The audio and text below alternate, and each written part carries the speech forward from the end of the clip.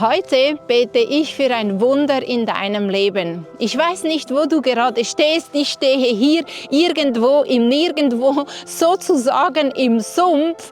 Und ich weiß nicht, wo du stehst mit in deinem Leben. Vielleicht hast du Probleme in deiner Gesundheit, vielleicht hast du Probleme an deinem Arbeitsplatz, vielleicht in deinen Finanzen. Und wenn wir heute in die Weihnachtsgeschichte gehen und das Wunder sehen, das Gott an Maria gemacht hat, dann nimm deine Geschichte mit, weil das kreiert Glauben in dir, dass auch Wunder in deinem Leben möglich sind. Und zwar lese ich dir aus Lukas 1, Vers 31 bis 35 und du musst wissen, der Engel, er begegnet Maria und er sagt ihr, du wirst schwanger werden und einen Sohn zur Welt bringen.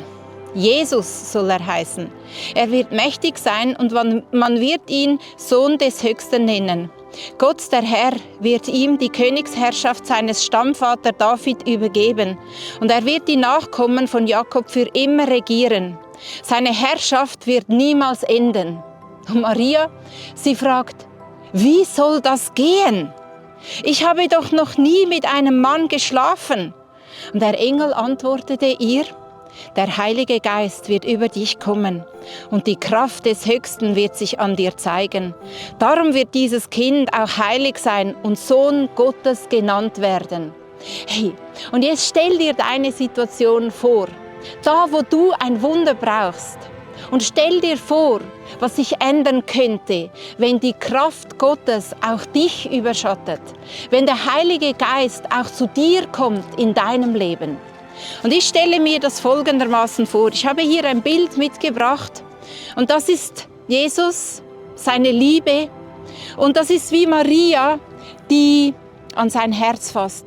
Und du siehst, wie die göttliche Energie Maria überschattet, wie sie in Maria hindurchfließt.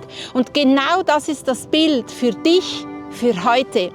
Weil Gott ist immer noch ein Gott, der Wunder tut, auch heute noch. Und wenn ich bete, dann bete ich jetzt im Namen Jesus, dass die Kraft des Höchsten dich überschattet, dass der Heilige Geist über dich kommt, dass er in dich hindurchfließt, dass deine Gedanken jetzt geöffnet werden für die Gedanken Gottes, dass du siehst, wie seine Kraft durch dich hindurchfließt, wie du neue Möglichkeiten hast, wie du nicht ausgeliefert bist und in diesem Sumpf stecken bleibst, sondern wie er einen Weg macht.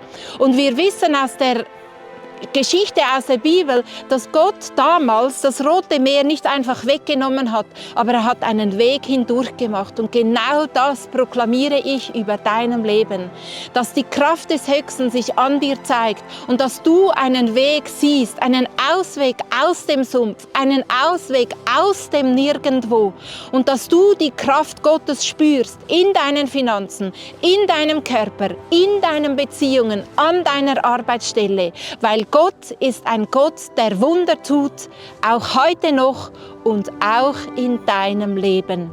Amen.